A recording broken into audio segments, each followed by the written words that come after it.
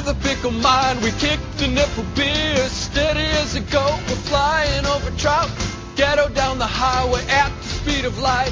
All I wanna feel now is the wind in my eyes. Sack of monkeys in my pocket. My sister's ready to go. Hear the engines roll now. Idiot control now. Hideous control now. Nitty on the road now. Mini in control. Wheels on fire. Burning rubber tires. Hello and welcome to the MSTieCast. I am Toby Mobius here with Joshua M. Hi there. And today we have a very special guest, our second interviewee from ThatGuyWithTheGlasses.com, Mr. Chad Rocco, CR of Familiar Faces. Hey, how's everyone doing? Doing. Yeah. Yes. Yeah. All right, I probably should have been upfront about this. We're not actually interviewers. We're actually here to, speak to you about the great Lord Xenu and how we can benefit your life. No, I'm sorry. I'm already a member of the glorious Church of Smooze. Lost another one to Smooze. Said, dang it, we lost another one to Smooze. But, well, it's a good thing this is actually the MSTieCast and not Scientologists. Although that would be an interesting cast for us to do. I would. But yes, because we brought you onto the show, I think it'd be fitting if you told us how you got into Mystery Science Theater. Oh, actually, it was kind of a fluke.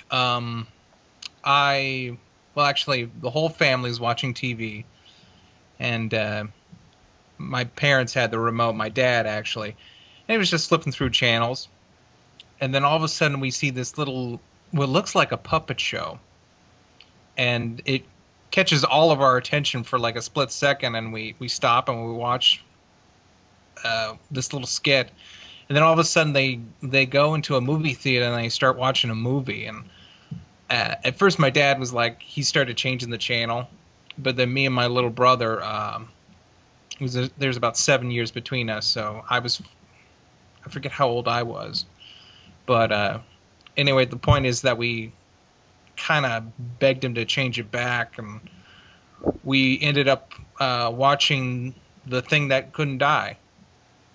Or wouldn't die. Couldn't. Shouldn't.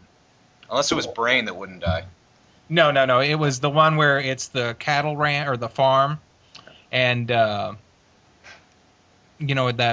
little, the young woman is a water witch, and, spoiler alert, it turns out it's this guy's head in a crate, and so that was the It always goes back to a head in a box, doesn't it? Yep. Well, yeah. What was the first kind of, what would you call classic? You just said it, The Brain That Wouldn't Die. Brain That Wouldn't Die? First Mike Ep. Yeah. Was that the first Mike Ep? That was, wasn't it? Yep, that was an introduction to Mike Nelson. I was thinking of that as sort of the classic before it went on to Comedy Central. Or no, it was on Sci-Fi, yeah. We watched it on Sci-Fi, but it used to be on Comedy Central. Yep. I came to the table late. I got introduced to Mike first, and then I saw videotapes of it in Blockbuster and rented a couple, and I was like, oh, who's this sleepy-eyed guy? But I fell in love with Joel just as much as I do with any of the other members of the cast. It was just a little jarring to kind of even consider that there was someone there before Mike. Well, you got into it definitely before me, and probably before Toby, because I didn't get into it until after it was completely off the air. And I think, Toby, you didn't get into it until... Yeah, I didn't get into it until like my freshman year of high school, and that was about 5 years ago. Well, did you guys get introduced like through riff tracks or something? I told my story, like my friend showed me EGA, and I laughed and loved it, and I knew that I was going to enjoy it, and I went out and bought the essentials like a week later. Mm-hmm. And for me, my friend is a cartoonist, and he put a reference to Manos in one of his cartoons, and I didn't get it, so I asked him about it, and he got me into the show. Ah, okay. And then, so let's see, you watched Ega. I already said what was my first episode, but like I said, we spent the rest of that night just completely laughing our asses off. My parents didn't get the concept, or that just wasn't their type of humor, but me and my brother loved it, and we've been fans of it ever since. And yeah, that's pretty much it. I remember looking up the TV listings, because usually I at that time I didn't care what was on, but I remember that was the first time I started really following a show, and the next week didn't let me down. It was the Unearthly, Undead. The one where the Undead, where it was the Roger Corman flick where the woman is hypnotized and goes back in time and all that stuff. I would have to say that's when I knew this was something that I wasn't gonna quit this anytime soon.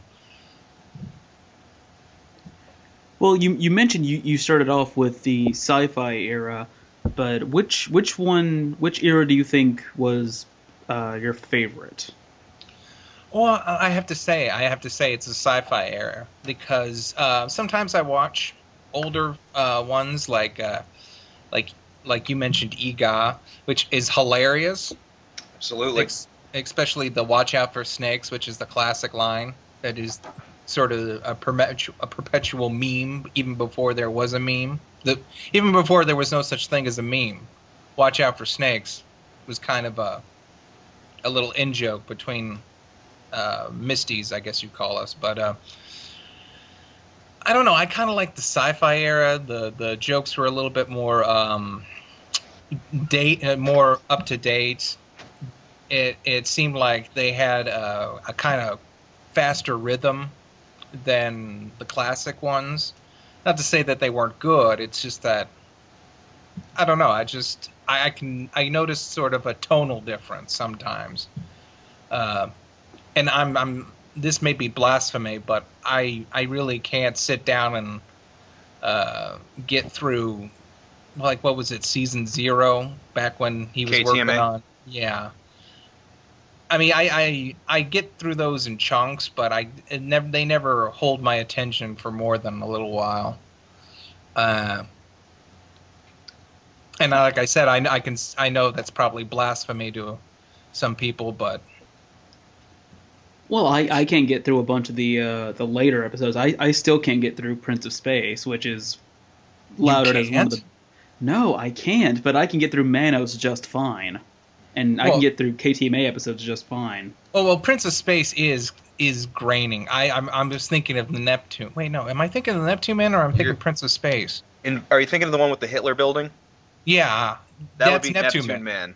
Okay, Neptune Man. I can't. I sort of lose focus about a third of the way through, and then the Hitler building comes along and they finish off strong. But that one did sort of grain even with the riffing. But no, Prince of Space I love. But to each their own. Again, it's not that it's bad. It's just the movie it's the first act that I can't get through. This is the third episode in a row where we've discussed Toby's disdain for Prince of Space.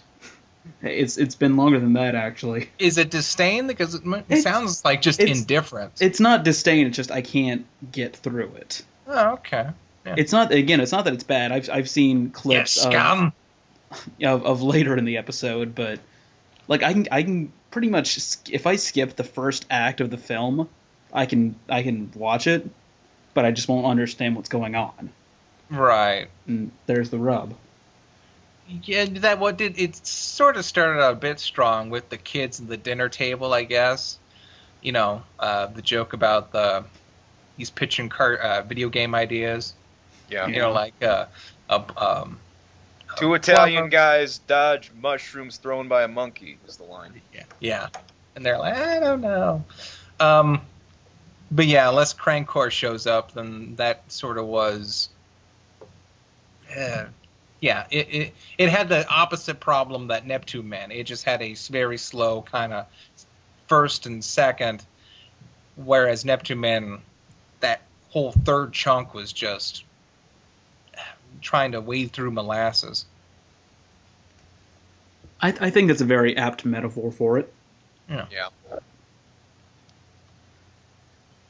Now, and you mentioned, you got into Mike first and then discovered Joel, but what was it like hearing different voices for the puppets and seeing different Mads when you went back and watched the Comedy Central era? That was a little jarring too, because wait, how did it? I knew that there was some sort of connection, and to find out later on that Foster, Mrs. Forster, was actually the mad scientist's mom. I was like, well, they almost look the same age, and there is this strange disconnect. But they have this sort of charm of their own. I love TV's Frank, and to have the two original classics, Professor Forrester and TV's Frank play off each other is I think is just as dynamic as the triad you have during the sci-fi era of Professor Bobo, Brain Guy, and Pearl. Yeah, we talked about this on the last show, that it really is, two sides of the same coin. It's just different. It's not. Neither one is bad. The same thing I think with Joel and Mike. Joel, he's definitely quieter, maybe a little slower. But once you get his rhythm, he's hilarious. It's just getting kind of used to. It's just different tastes, and not meaning like this appeals to me, this doesn't. It's kind of like enjoying an ice cream sundae versus enjoying a hamburger. You love them both, but if you didn't know what each one, I don't even know where I'm going with this. It's just that they're different, but that doesn't mean they're bad. I'm pretty sure Joel's the hamburger in that equation. He is the hamburger sandwich. And Mike would be the ice cream. Yeah. The melted ice cream. Well, you guys don't like Mike? No, we love Mike. Oh. I was referencing his story in Brain That Wouldn't Die. About how he bought the ice cream for his mom and it melted. Oh, yeah. There's so many episodes. Sometimes I forget. Yeah, sometimes his segments kind of run together, but that's to be expected with a show that lasted as long as that did. It's clear as crystal for me. I remember every little iota from every episode. What was the name of episode 509? Girl in Lover's Lane. Damn it. Is that right? Yeah, it's right. Okay. I have all the numbers I'll take his memorized. word for it because I'm lazy.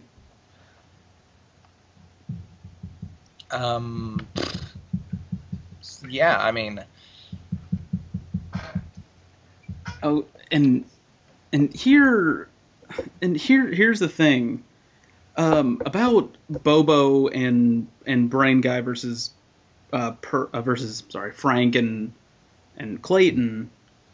I don't know which one did you think was funnier? People love them both, but honestly, I personally always enjoyed Frank and Dr. Forrester a little bit more than Bobo and Brain Guy. Well, again, it's sort of like I sort of like. Here's how to describe it. Brain Guy and Bobo were sort of epic in scope. You had two aliens that were brought along this huge journey that are in essence, helping Mrs. I don't know why I call her that. Pearl. They help Pearl torture these guys trapped up on the satellite Love. I like that kind of grandiose feeling that just them being the species and who they are bring to the series.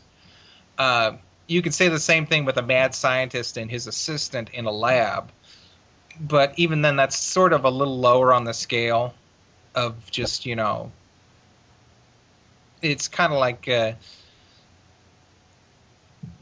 it's been done. I'll just say that. Right. How many times have we seen a mad scientist and the assistant? On the other hand, Frank and Forrester, I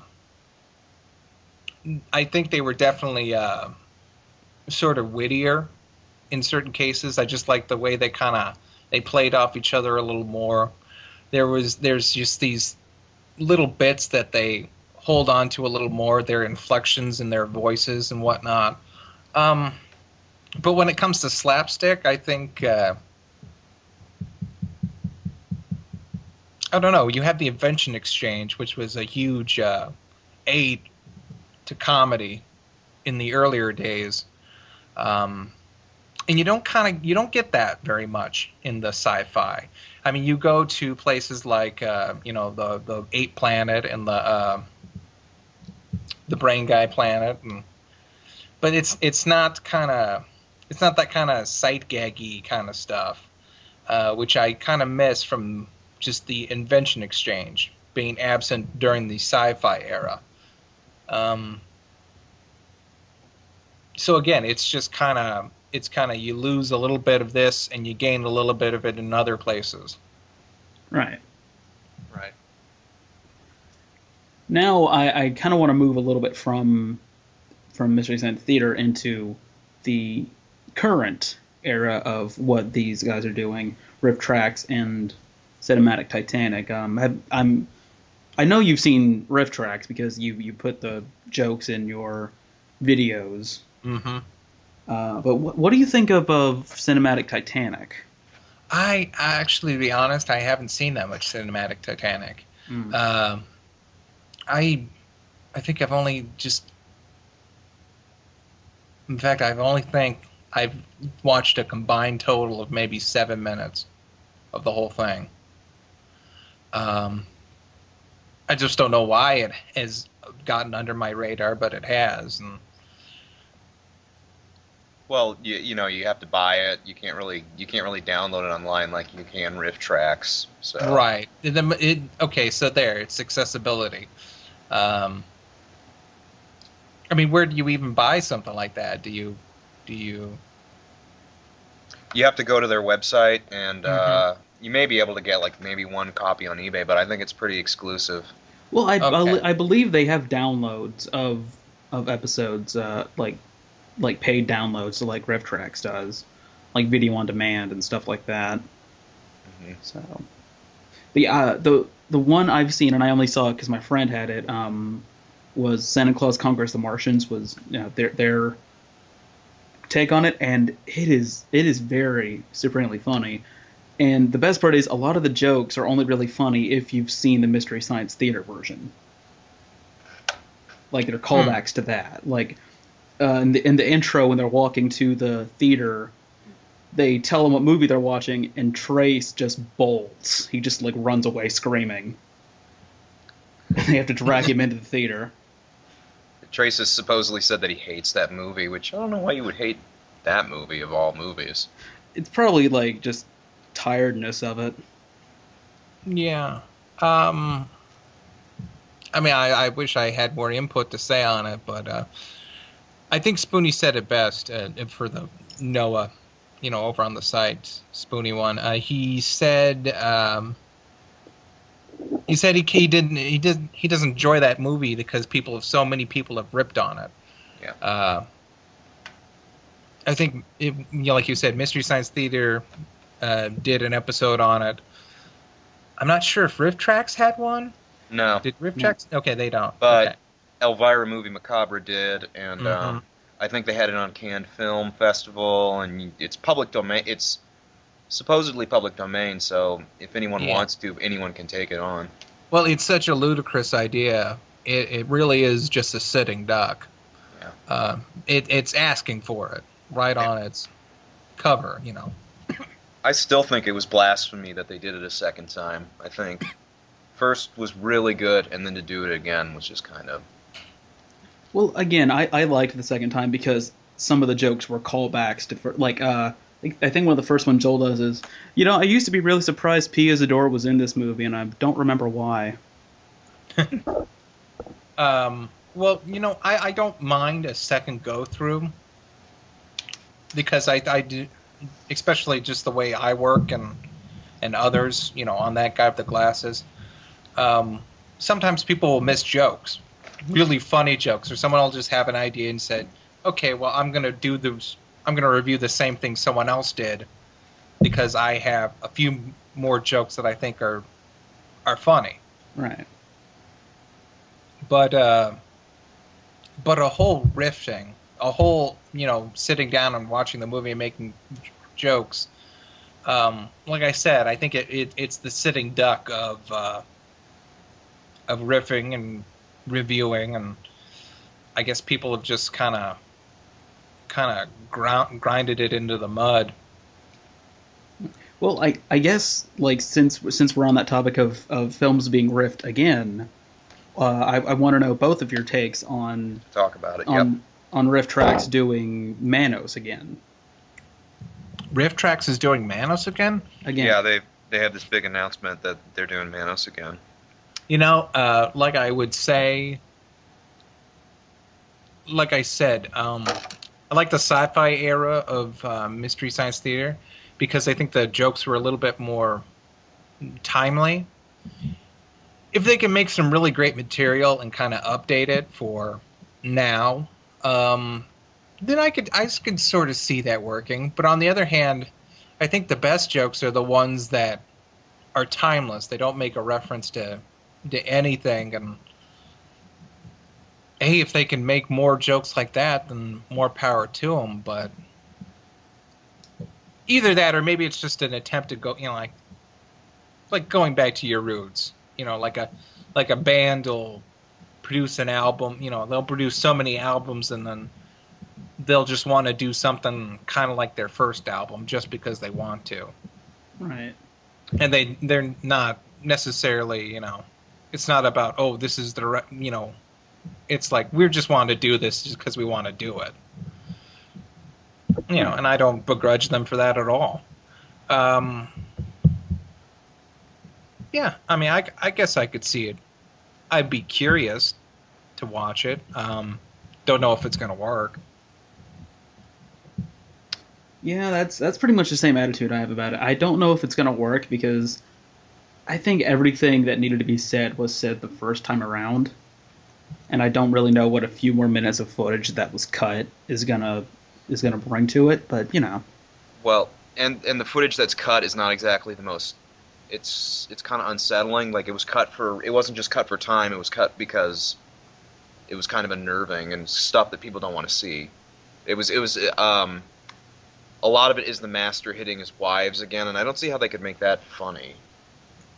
But I would assume Chris Brown jokes. I was going to say that.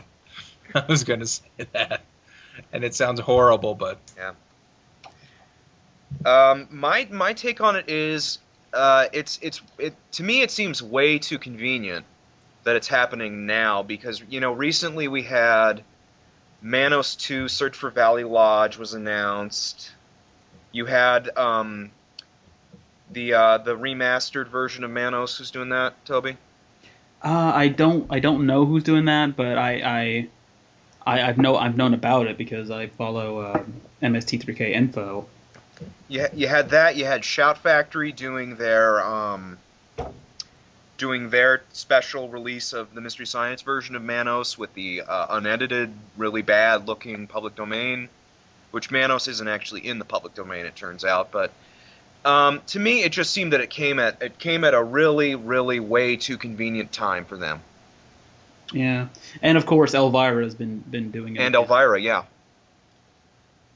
So it's weird that it's booming so much now. Mm-hmm. like so many years after the fact. Well, no, I think that's just the trend that's going on right now. You've got the, like the worst movie ever made, Troll 2, and it's this wave of nostalgia that's kind of it boils up and then it dies down every once in a while, and we're going through that another period of nostalgia. It's kind of like how Happy Days was so popular during the 70s, even though it's a show about the 50s. And right now I think we're in this atmosphere on the internet of we enjoy things. We're kind of in the middle of a paradox, because sometimes we enjoy things because we legitimately enjoy them, and sometimes we enjoy them because they're just so bad. We enjoy them ironically, but that ironic nature sort of then gets converted into an actual appreciation for material. Maybe it's just basically what we're doing now is just kind of looking through stuff and saying, oh my gosh, look how messed up this is, or how stupid this is. You got to watch it. That's basically the whole business structure of what That Guy with the Glasses is about, Right. Kind of digging up old stuff. And I never said this out loud, but I sort of see us as kind of dung beetles. In that we recycle, we take shit and convert it into something, I don't know, we put it to work, Right. So you find enjoyment in that, I don't want to say it, but in crap, basically? You find, the guest question is, do you really have an appreciation for that crap? Sometimes, yes. Troll 2, I like the cheesiness of some of the lines, but that's not sort of a movie I'd like. I'll tell you what I did find out, or did pick up that I sort of enjoy was, have you ever seen a movie called Q? No. Q as in the letter Q? Yeah. No. It's basically, the tagline on the box was, and I found this at a Goodwill. Like I said, sometimes you go to secondhand stores sometimes and you find some real good stuff. And the tagline is, his name is Quetzalcoatl, but you can only, that's as much as you'll pronounce before he kills you. So it's basically Quetzalcoatl, the Mayan serpent god, is in Manhattan, and he's nesting in one of the tall buildings there, and there's a cult that's kind of worshiping him, and it's up to an investigative reporter to kind of, uncover it all. Don't give away the ending. Oh, I haven't. I've just given you the setup. I've given you what's on the back of the box. The box had to explain all of it. How old is this movie? I'm curious. This is 1986. I was the director actually he made let's see, what other movies did he make? Have you ever heard of The Stuff? No. Okay, well, that's just that's another old kind of horror movie. It's about this.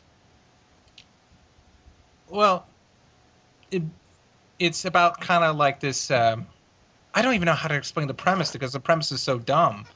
These miners or these excavationists or these drillers, they start drilling and all of a sudden this white goo starts coming out of the ground. One guy tastes it and they start packaging it. Okay. I'll explain that again. The stuff comes out of the ground. And he tastes it, and then they start packaging it. Of course. Yeah. Okay. Well, can I ask a question? You see where this is going. Yeah. Why would you taste something that oozed out of the ground? I know. That's the whole thing. That's what's sort of... How would you even make that leap in judgment? Yeah. And why would you continue... Why would you even... I don't know. It's just... The whole setup is bizarre. basically. And that's what I saw. I kind of like these bizarre setups that people. I don't know. It's just cool. I enjoy that sort of weird stuff. Like who would imagine taking the Quetzalcoatl and making him your monster for a movie in New York of all places? Of course, it was a low budget movie, so. Larry Cohen is the director. It says on IMDb. Mm-hmm. I believe this is the right movie, and it's got David Carradine in it. Mm-hmm. And Candy Clark. Yeah. Interesting. Oh, he did Maniac Cop 2. Yeah, he's actually done a lot of sort of cult favorites, I guess you would call them. Yeah. Maniac Cop. Huh. Cool. Actually, I really like Maniac Cop. Not so much the sequels, but I like the first one. Yeah. So, yeah, I do.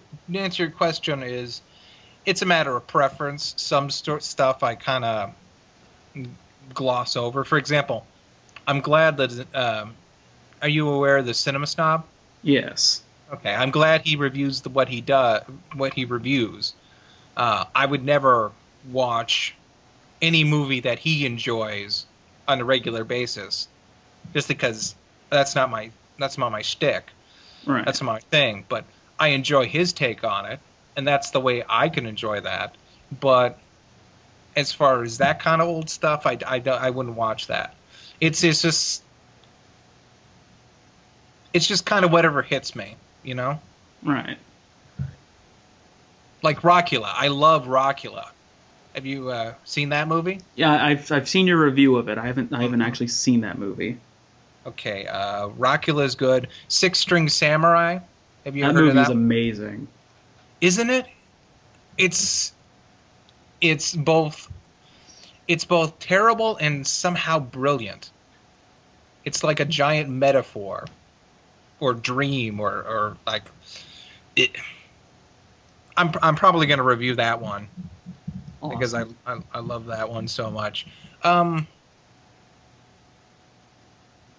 yeah, I do enjoy some things on a level of just because it's cool, even though it's terrible. It's right. Sort of like how I say it's that paradox between liking something because it is both bad, but you think it's good for certain reasons. It's in a constant shift between ironic and legitimate joy. Yeah, I kind of feel that same way because I watch the current incarnation of Power Rangers, and the acting is abysmal. The writing is abysmal, but I like the fight scenes. The fight scenes are very fun. Well, the fight scenes come straight from Japan, don't they? Yeah. Yeah, but it's still the best part of the show. Well, I caught that on one time. Is Bulk and Scully back? Bulk is back, but instead of Skull, it's his son, Spike. Huh. Who's living with his Uncle Bulk, but Skull is coming back this season for like a cameo. Oh, that's good. That's good. That's just. Are they like producers on that show or something? Or they used to direct episodes, but I think Bulk I think he just writes his own material. Huh. I knew they were connected to it in some way. Well, I'm glad to see those guys back. They were always my favorite part. After a while, the whole Power Ranger, it sort of wore off on me, but I always liked Bulk and Scully.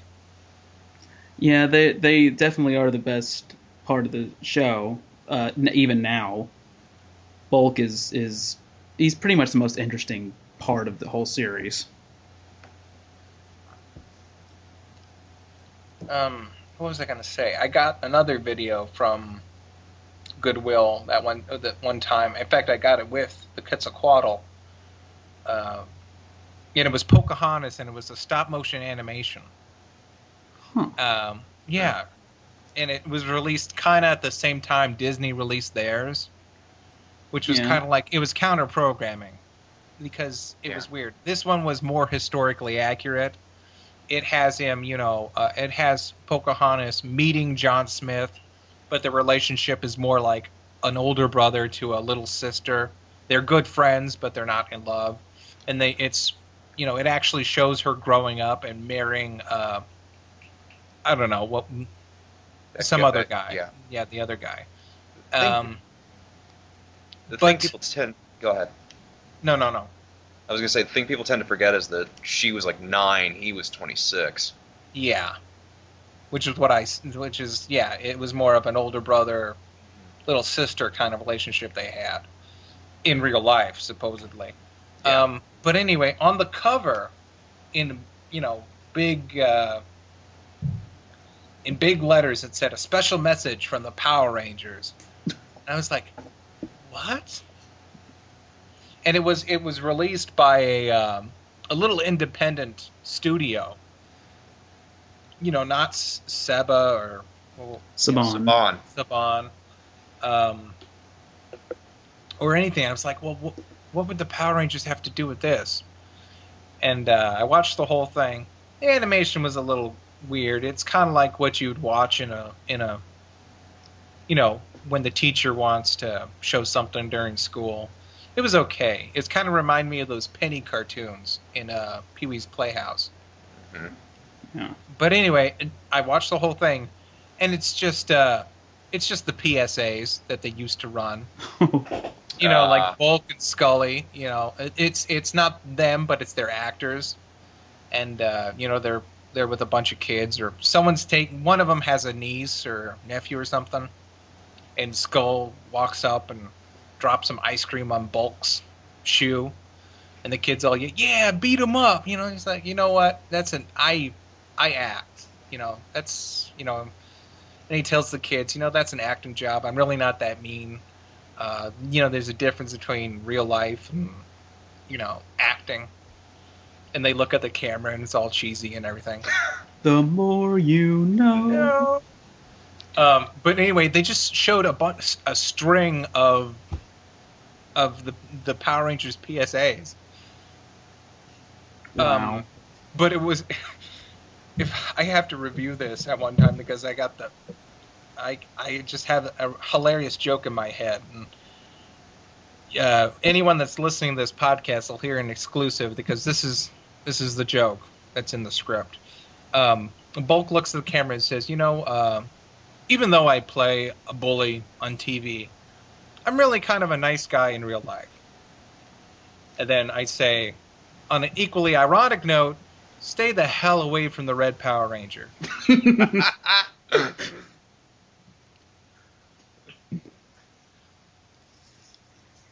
Yeah, I've heard stories about him. No, but he's in the PSA. He's in the next one. Pardon me, I'm sucking on a cough drop, and it's just jarring to think circumstances to what happened with that. For those who don't know, can I just explain it real quick for viewers? Explain to me because I don't know. Oh well, the Red Power Ranger, I think he murdered 2 people on a boat. I've never heard of that story. That I've never heard. Really? No. What happened with it? What happened then? Now I have to Google that. Okay, Google it. Red Power Former Ranger. Power Ranger actor sentenced to death in yacht killings. Yeah. Is that what it says? Let's see. Teen actor in Power Rangers. I've never seen this guy before. I've never seen him. He was the second Power Ranger. He was the second Red Ranger. Second Red Ranger. I was about to say because Jason wouldn't have done that. No, it wasn't Jason. It was his replacement. Rocky. Yeah. Did they write? Was this when he was the Red Power Ranger? And if so, did they write him out? No. This was years after the fact. Years later. Okay. Yeah, like a decade after the fact. That was recent. That was a little while back. Wasn't it? This is 2009. Yeah. I was unaware of this. I wasn't either. Why'd you laugh at my joke then? Because Toby. I laughed because I heard stories about Jason, the actor who played the first Red Ranger, being kind of a jerk sometimes. Yeah. That's why I laughed. Oh, okay. And I was like, oh. You thought the first one was bad. Yeah. Yeah. Well, there's so many stories about those kids and how they would replace them constantly. At least that. Yeah. Never having watched Power Rangers growing up, that's my inclination of the show. Who was the girl that starred in Peggy Sue on Disney Channel? She Peggy was Sue the got Pink married. Power Ranger. Okay, Amy Jo. That's the one that I know. Amy Jo something was the first. Amy Jo Johnson, and yeah, she's on CBS now. I don't remember what show. Really? Yeah. Yeah. That's good. I forget what the show is, but yeah. I'm trying to remember. But okay, you said it was the second Red Ranger, but the second Red Ranger I see, Steve Cardenas, he that did not happen. Really? Yeah, he was written out during Turbo. Oh, okay. Then who was which Power Ranger? Maybe it was one of the murdered Alien Rangers. I don't know. Huh. See, that's gonna drive me nuts now. It doesn't mention like which series or. No, the article did not. Huh. Did you get a name? Hold on. You probably should have looked up the name, but I'm stupid. Yeah. That would have been too easy. I like making it a challenge for myself. I like making a challenge. Skylar DeLeon. I remember that name. Okay. I don't Google. remember.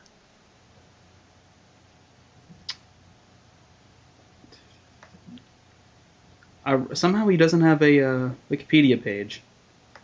Maybe he. Well. Okay, maybe IMDb. Yeah. Mighty Morphin Power Rangers. Okay, he wasn't a Red Ranger. He wasn't? He was not. Who was Then he? why did they say he played a character named Roger. Wow. Well, then, okay. Chad's joke has no merit. No, why didn't he murder those people? Damn it. No. No, sorry. But that's weird. Why would they report that? Was he in one episode? Or? He was in one episode. They said the Red Power Ranger. Yeah, and that when I Googled it said Red Ranger, and I was like, wait. But see, okay, it just says former Power Rangers actor sentenced to death. Oh, okay, and there's a forum. See, everyone says Power Ranger sentenced to death, but it was just. And former Power Ranger star. He wasn't a star. He was in one episode. See, kids, this is how rumors get started. Well, no, I heard one report say. Okay, well. Yeah. Actually, let's see. What was another recently? The news. Okay, Davy Jones just died, and they kept crediting him for songs he didn't sing. Right. Right. You know, so maybe that's what happened. You know, they've been saying, well, what's the songs that they keep saying? They keep giving a list of songs. And they say, well, he sang this song, and no, it was actually who's the other guy? He does all the videos. He actually helped with MTV at one point, I think. I'm trying. I know who you're talking about. I can't remember his name. I don't remember his name either. Like he was a pioneer on MTV, or? Yeah, he was sort of the one that introduced the whole concept of music videos, or at least the style in which Elvis they used on the. Devo. No. I'm talking about the Monkees. Oh, he was in the Monkees? Yeah, he was actually in the Monkees and actually shot some of their music videos for them. Oh. Or directed them, actually. But anyway, the news sometimes. I'm not shifting the blame. I should have done some more research. And I'm glad this little incident happened because I don't. Yeah, I'm glad we caught this now, and you don't get a billion angry comments. Yeah. In the video. Instead, you should have done your research. You should have done your research better. Instead, we will get a bunch of angry comments. Oh, about what? We worked it out. We fact checked. Me and Josh didn't do anything. You came up with the joke. Yeah. Oh, and that show that Amy Jo Johnson is in is called Flashpoint because. Oh, Flashpoint. Yeah, Flashpoint. Wasn't that? No, that was Fast Forward. That was Fast Forward. Flash Forward. Yeah, Flash Forward. Which I don't. Okay, yeah. Now that I was gonna say that title doesn't make sense. Wouldn't it be Fast? Oh, they all went into a coma or something. Okay. More shows I don't watch. Yeah. It was only on for one season. The only thing I remember about it is Seth MacFarlane makes a cameo in it. I think that's all anyone remembers of Enterprise either. Yeah, didn't Seth MacFarlane make a cameo on War at Home? Yeah, he did, and that's all I remember about it. Actually, I am old enough to be your father. Yeah. Yeah. He likes to show up in things. I love his work on Robot Chicken. Yeah, he's great on Robot Chicken. In fact, I'll say that he's a. If I can just stir the conversation towards this, his writing, he's kind of what classic Warner Brothers animation would call a gag man. Right. Which is that they can come up with jokes, but they can't string them together. Like a classic Warner Brothers animation, the style would be one joke here, and then it doesn't. They don't need to connect. You can just start and stop the cartoon, and have these little set pieces. Like the coyote tries to catch the roadrunner with the one gadget, it fails. They can fade to black, and then fade into him trying another. So I think with the whole kind of non sequiturs, I think it's sort of apparent in recent years that he's not the strongest writer, or at least that he doesn't surround himself with the strongest writers. I think the problem is he doesn't write his own material on like Family Guy and stuff. He comes in for voice acting and he's a producer, but he doesn't get involved in the writing process. You've actually got it backwards. He's involved on Family Guy. It's just when he does work for American Dad and Robot Chicken, that's when it seems like it's hilarious. Because American Dad is one of his, American Dad, the Cleveland Show, those are kind of taken over and run by people that used to work on Family Guy. In fact, there was this huge Family Guy exodus. You had people, Seth actually, I think, wrote a couple jokes on Family Guy, but then he got Robot Chicken. You had Dan Povenmire and Swampy, what's his face? They went on to make Swampy Marsh. Thank you. They went on to make Phineas and Ferb, and then you had two other talents go off and make, or four other talents actually, two pairs each, go off and make American Dad and the Cleveland Show. Rich Appel and Mike Henry made Cleveland Show, and I don't remember who did American Dad off the top of my head. But anyway, there's sort of that. He kind of stretches himself thin. Yeah. He kind of shoved his talent in other places, which I don't know. In the long run, it might wear them all out.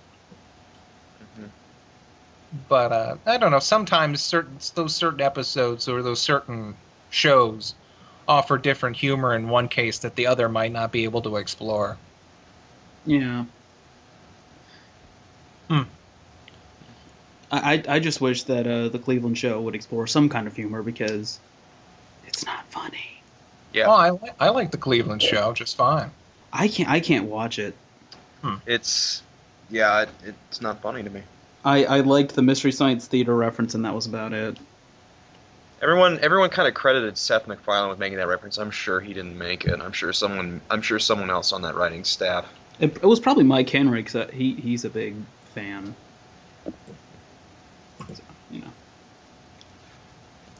But it's that episode and the episode. It's like a Christmas one where Rollo befriends an old Jewish man.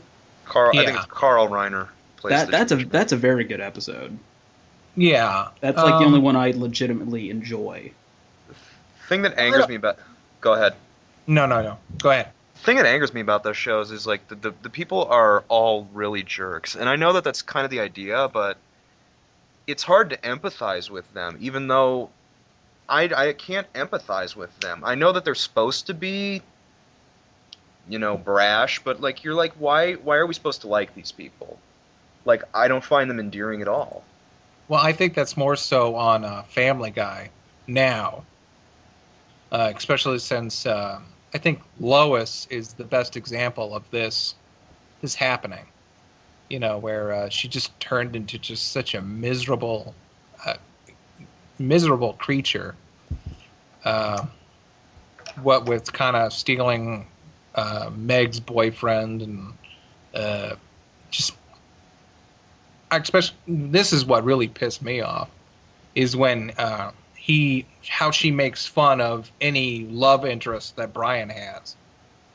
Yeah. Like for one where he was dating an older woman. The older woman, and then there was the dumb one. Yeah, Drew Barrymore's character. Yeah, Drew Barrymore. But if it's the same sort of judgment or compatibility that both her and Peter share, so where does she get off, criticizing? But no, I think they've all definitely sort of just really kind of degraded as humans. I don't see that so much on American Dad and Cleveland Show. Cleveland Show is starting to show that with just a few things, but then again, you have more heartwarming moments, like with what you just said, Carl Reiner and Rilo. I think American Dad is actually the best out of the three. Same. Yes. Just because they're a family, but again, it's sort of that dynamic. You have the strong-headed father, who is sort of behind at his times. He's romanticizing America and just all the generations that came before him, to the point where he thinks, okay, well, this is what a man does, and this is what a woman does, and this is what the kids should do. Everything should be this way. But then you got the dynamic with all the other family members. They can be jerky at times, but it doesn't come out of nowhere. Right. It seems very organic. And Roger's just a sociopath. So he can do anything he wants. But even then, sometimes he does have his moments of... Well, actually, I can't think of any off the top of my head.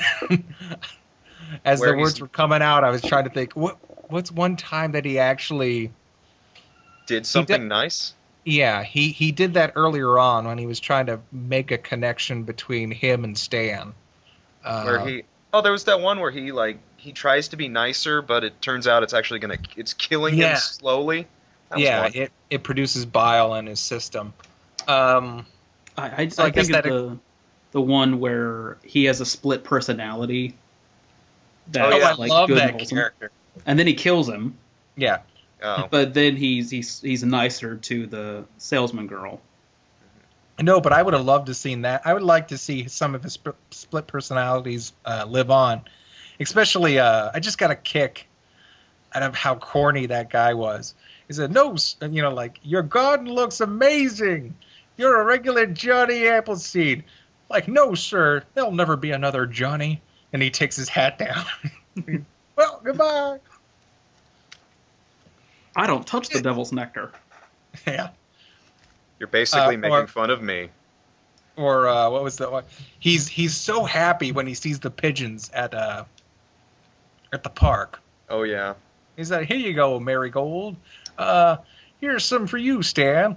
And I'm like, "Well, I don't know who you are, but welcome aboard." It's such a character in itself. It's what makes it so good. Yeah. Like I believe that that's a character, like not just some alternate, like not just Roger pretending to be someone else or something else. It really is like it's another guy. Well, he that episode really sold it, and that's why I say he's a better voice actor in some cases than he is pretty much anything else. Yeah. Of course, I think he admitted that he played piano and took acting classes, and he sort of trained himself to be a performer more than he trained himself to be a A writer. Yeah. Oh, yeah, he was a writer before anything. Yeah. He used to work on Johnny Bravo with Hartman. My favorite episodes of Johnny Bravo, I should also point out. Oh, yeah. The ones with the one with Scooby-Doo was just great. Oh, yeah. That just Well, that showed you where he was going to go from that point on in his career. He liked combining different franchises and seeing how they play off each other, which was, I think, groundbreaking back then. I think that was also a groundbreaking episode for Cartoon Network, because that kind of made, when they saw the numbers on that episode, I assumed they would be big because they kept rerunning it all the time. Mm-hmm. And it sort of clicked. Wait a minute. We own all of this. And then they started, producing shows like Harvey Birdman, and where you could just have a whole gallery of cartoon animation, together. What was it earlier I saw? I was watching an episode of Brave and the Bold. Right. And they actually had Space Ghost on there. And that was pretty awesome. That was awesome. It was like a whole Space Ghost episode. And when you see him in action, you sort of realize that he kind of does have some kick-ass powers with those power bands and going invisible and whatnot. And then they had and before that, they had, I think it was like 2 years of bumpers where it was just the big CGI Cartoon Network city. Yeah, where all the characters would interact, and I really wish they'd bring that back, because I love that so much better than really, really pointless meme bumpers. Yeah, between shows. Well, have you? I watched Chad's video on what was it, the Groovies? Yeah. That you did. Where all it was just all of them combined into one. It wasn't even. I think that's why I liked it so much. But go ahead. I was just gonna say, it was, I do miss that period, because I remember seeing that in 2001, and it really was. There was no other network that kind of put these characters in the limelight, and yet, at least no kids network that put the characters in the limelight and it simultaneously made fun of them and simultaneously made fun of themselves for putting them on such a high pedestal. Yeah. I think that was sort of a golden age that ended just recently, because you had that, like you said, I think that was back in 2007 maybe? Was the last time 2005. Oh, really? One, I remember. So I remember I was in like 5th grade when that happened. I've got a promotional disc where they sent when Camp Lazlo was just coming out. And they sent, I forget for what, but it's a disc, and it's got an episode of Camp Lazlo, the Pine Cone one, which was hilarious. And then they got Puffy Yami-Umi, an episode of that on there. They've got Foster's. It's basically a sampler. I don't know why they sent it out to me. I forget why, but it's got all of that, where they're just going through the town, and they have that big, huge musical number, like when. I forget what's the opening. Or no. Blue walks up to Lazlo and he says, "Hey Lazlo, what are you doing?" And then Lazlo kind of looks at him real shady, like really out of character. And he's like, "Do you really want to know?" And it's like, well, maybe. And then Lazlo just breaks out into this huge musical number, and you go through the whole town, Or wait, something blankety blank. When nerds want a beaker, I forget how the song goes. I'm going to look it up as soon as I'm done with this. But yeah, I think there was a golden age where they put all of their stuff on display, and they had it kind of mingling and working together. Now it's sort of set up where they just have this kind of, I don't even know what you'd call it. It's kind of like, it's pretty bland. Yeah. And you never have to put a face on anything. You can just remove shows out of circulation and dump them back in there. That may very well be why they're doing kind of these, generic things, because of all the shows that just get dropped suddenly. Well, you also got this huge... Awesome. Yeah. you got this huge import from what was it, Canada, and Boom cartoons, and they had the Canadian programming that they got in. They had the European programming that they brought in, and this was 2009. This was a really bad time for Cartoon Network, if I remember. Yeah. This was there were rumors, I think, that they were going to get rid of Cartoon Network wasn't going to have any more original programming, and well, they were, but it was all going to be live action. Right, and it sort of is. I can't think of a new show that I really like that is not connected to DC Comics or. Well, let's see. You got the regular show, but the thing is that those are sort of now sold as Adult Swim Light or Adult Swim Junior. You know, 15-minute chunks of shows like Adventure Time and regular show. Which actually, I like those shows. I just wish I'd have 30-minute chunks of them, and I sort of do. But they premiere them as 15 minutes, and they can just re-edit them and rerun them. Same with Mad. Yeah. Yeah. Yeah, Mad. Sometimes that show's really hit or miss sometimes. Yeah. I remember watching the premiere, and I remember thinking, wow, the premiere, this is the funniest show I've ever seen. And then the next episode was... Really? Yeah. I think it was like... I watched about 3 episodes of that and didn't chuckle once. And then they started kind of slipping in a couple zingers every once in a while. For example, I was watching one today where it was like Transformers and Smurfs or something. But anyway, all the Decepticons, the evil ones, are with some guy. I don't know why. But anyway, they find out that there's like 12 hours they have to kill before a big fight. So they take a tour of New York. And they're on this tour bus. And for some reason, one of the Decepticons asks, "Ooh, is this where they shot You Got Mail?" And then the tour guide's like, "Yeah, I think so." And all the Decepticons are like, "Ooh," and they start flashing photos. And I don't know why, but that just got a real laugh out of me.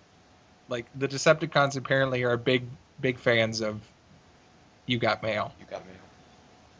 But it's little moments like that. There's no huge belly laughs I get from that show. Yeah. Yeah, I think it's very hit and miss. I always get a chuckle out of the Spy vs. Spy segments. Well, yeah. I have no real love for those because I watched them on Mad TV. They had them on Mad TV? Yeah, they had them on Mad TV. They had them about the first 2 years of production on Mad TV. Then they stopped, okay. And then they stopped. But the thing is that some of them are just reanimating the old ones. Yeah. Well, they're all based on the cartoon, cartoons of Phobos. Right. Or I never figured out how to pronounce that right.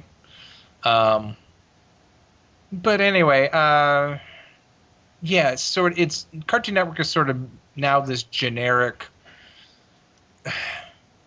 There's no identity as it was back in 2005, where it's like, here's all of our cartoons, and look how great they all blend together. They all play off each other real well. We have action, we have comedy. It's in an essence, it is building a world and an identity for the network itself. Yeah,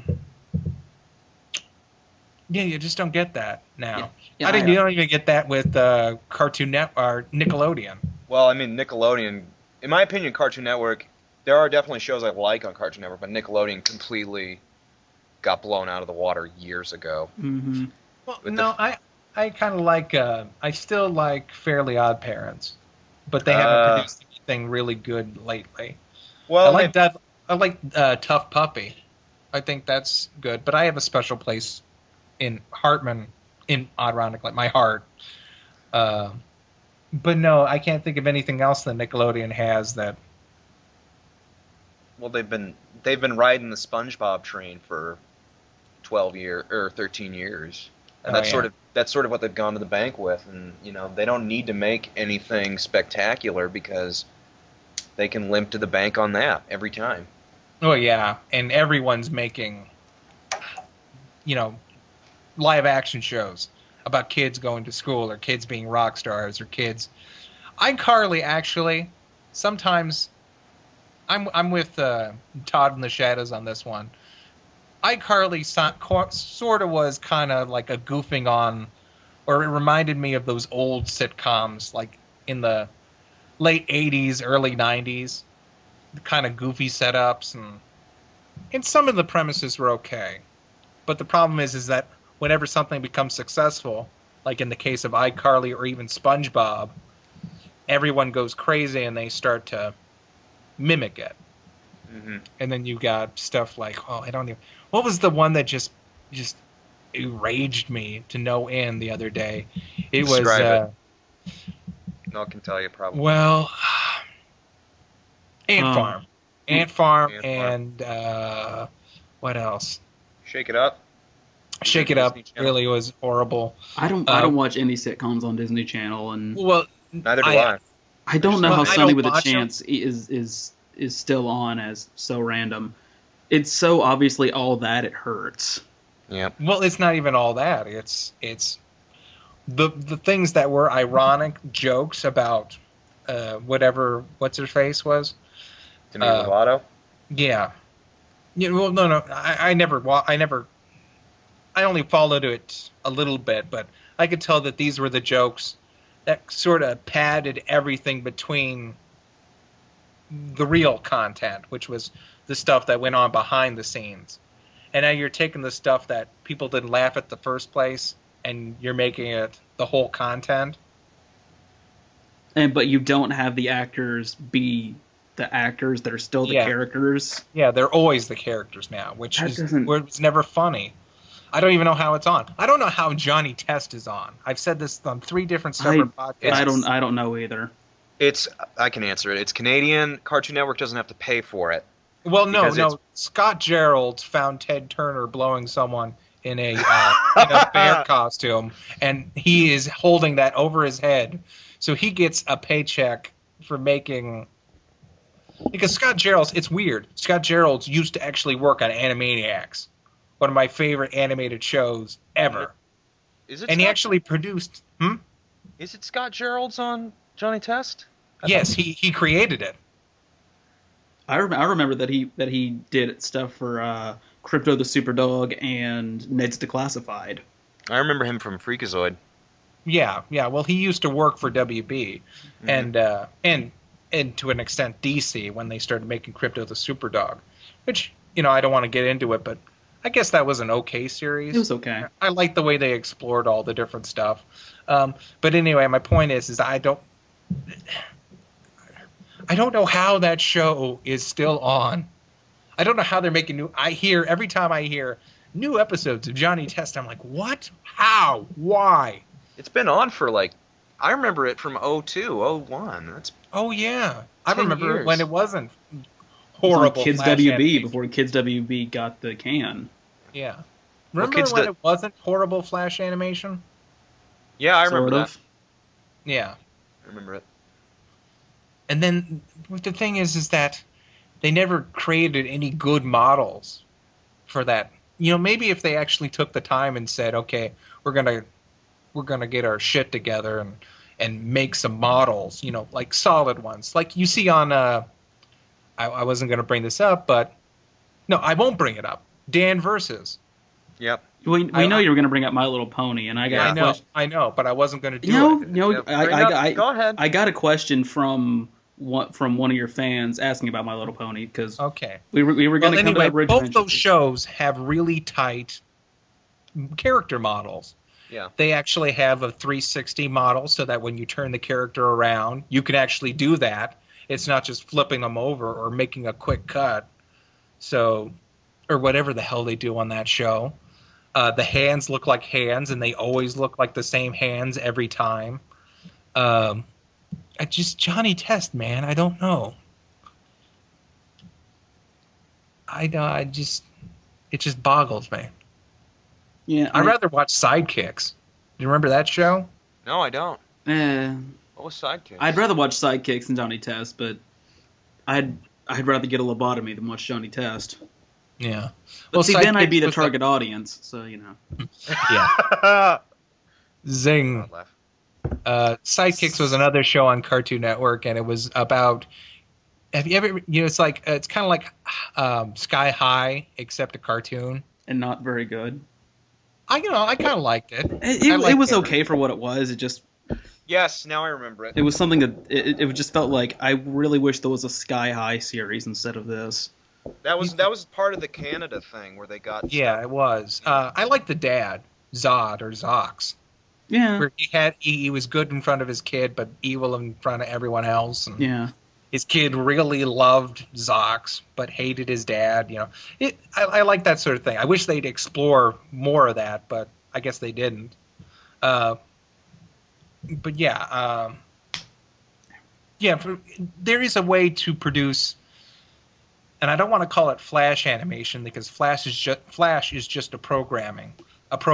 What I call it is 2D puppet, which it is. It's you put different you put a model together, and it sort of moves like a puppet. Are any of you familiar with Flash animation? Sort of, but not like. Are you familiar with like the concept of bones? Yes. Okay. It's rigging. It's rigging two-dimensional images together so that it produces kind of like a shadow puppet. Yeah. Yeah. But yeah, it's just that show's just been so inadequate for so long. I don't know how it's staying around. Money, Canada, cheap. Any one of those could be the answer. Yeah. Any one of them. Scott Geralds did someone at Cartoon Network a lot of favors. Actually, it's who's the guy? Chris Savino, who ruined Dexter's Lab, and Johnny Bravo, I think, is the guy who's heading it up now. Of course. Wait a minute, Chris Savino? Yeah, is that his name? Yeah, let me look this guy up real quick. Pardon the noise on the mic. That's fine. And yeah, I think that whole era of the golden age of Cartoon Network, I really think that ended around the time they canceled Fridays and Toonami. Wait a minute. It says Chris Savino worked on Kit Patowski. I love Kit Patowski. Well, he created that show, so I'll give him credit for that. But like shows that he joined tend to go down in flames. Like he joined he was part of that last season of Dexter's Lab where. Oh well, that wasn't such a strong episode to begin with. I don't think anyone wanted to go back on that one. But I think the network kind of wanted him to.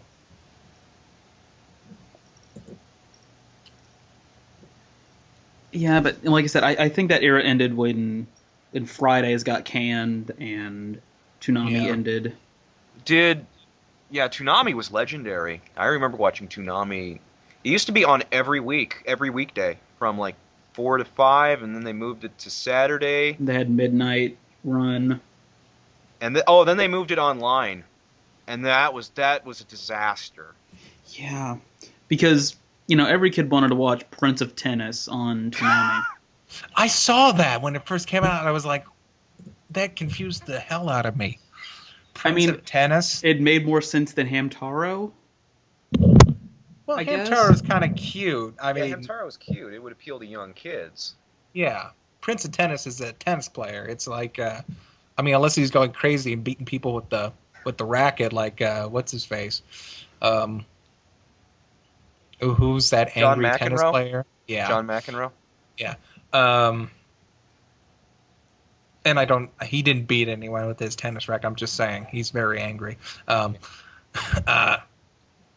Yeah.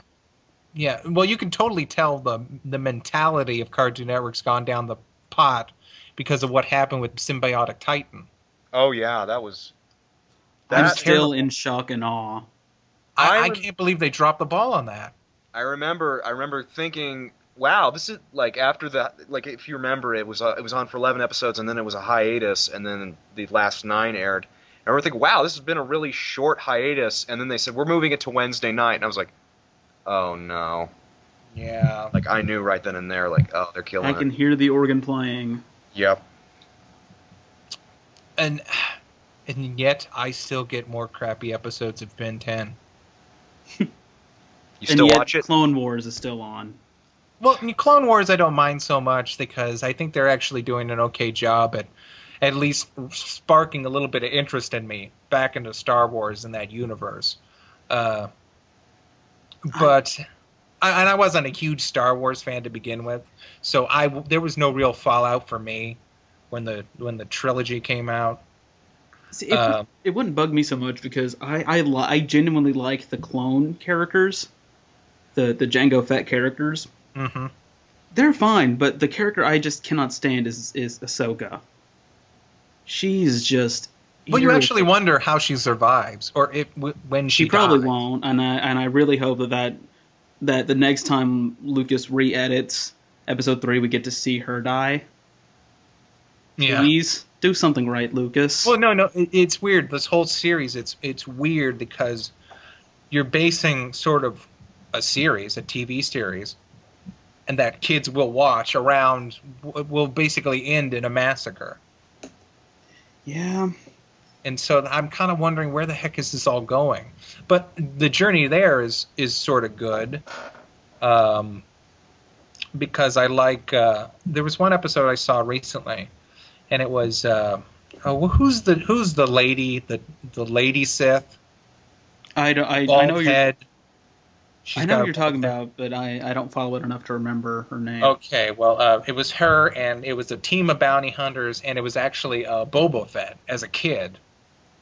Sorta. He's sort of become a child prodigy in the arena of bounty hunters, sorta. And they team up and they do a job together. And I really like that. That was sort of cool because it was just a long, huge fight on a train with like these sort of space ninjas, and well, they weren't in space, but I call them space ninjas just because. And a whole crew of interesting bounty hunters. You had like a robot that would spin around and shoot all of its lasers at once, and a giant lizard guy that was sort of like the opposite of, or rather, should I say, the equivalent of Chewbacca. You know, just a strong brute. You know, tossing people aside. Right. So I think exploring it is okay. I think they're doing a much better job than they ever did in the prequels. Yeah, or I don't know. It sparks my interest. The only thing that really kind of that irritates me is the fact that Darth Maul is back. Yeah, what the hell's up with that? I heard that last week on Radio Dead Air, and I was just like, what? Did he what? Yeah, apparently they dragged his corpse out of whatever, that thing was. Apparently he never died. Apparently they just strapped legs on the. Apparently, if you're a Sith, you can get repaired and just run around some more. Just live on pure hatred. Or yeah, or even Jedis, you can cut off a limb and. Well, actually, when you think about it, it sort of makes sense, in that a lightsaber will cauterize any wound that it makes. You can never bleed from a lightsaber. So if he cut him in half, I guess that means when they were building robotic legs for him, they had to make a new, what's that thing where people have to have all their waste is inside them. The lap and they band? No. It's not a catheter, but they basically had to build him a robotic digestive tract, basically. Yeah, a new hole, basically, for everything to go out. They literally had to tear him a new colostomy bag. Yeah, that's it. But yeah, when you think about it, a lightsaber will cauterize every wound. So as long as you don't hit the heart or you hit the brain, I suppose, aside from physical trauma, like actual just trauma, that some people die from whenever they lose an arm or a leg or something. Right. And even them, they're aliens. We really don't know how the biology works. Yeah. So I guess, I'm just defending where I think I see an opening. That doesn't mean it's not a stupid idea. It's just no. But the thing is that they're trying to they're milking every opportunity they can. Some of it's organic, like I said, with Boba Fett becoming a sort of a child prodigy as a bounty hunter. Because you think, okay, well, that makes sense. He's been around bounty hunters all his life. He's a clone of Jango Fett, who was a bounty hunter, so this should come natural to him. And that's interesting. I like that. I wonder when he'll start developing a drinking problem. Like in Robot Chicken. Probably last week. That's what I would assume.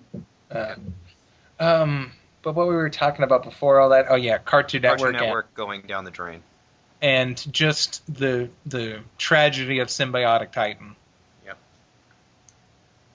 Which sucks because I had so much big hopes for that series.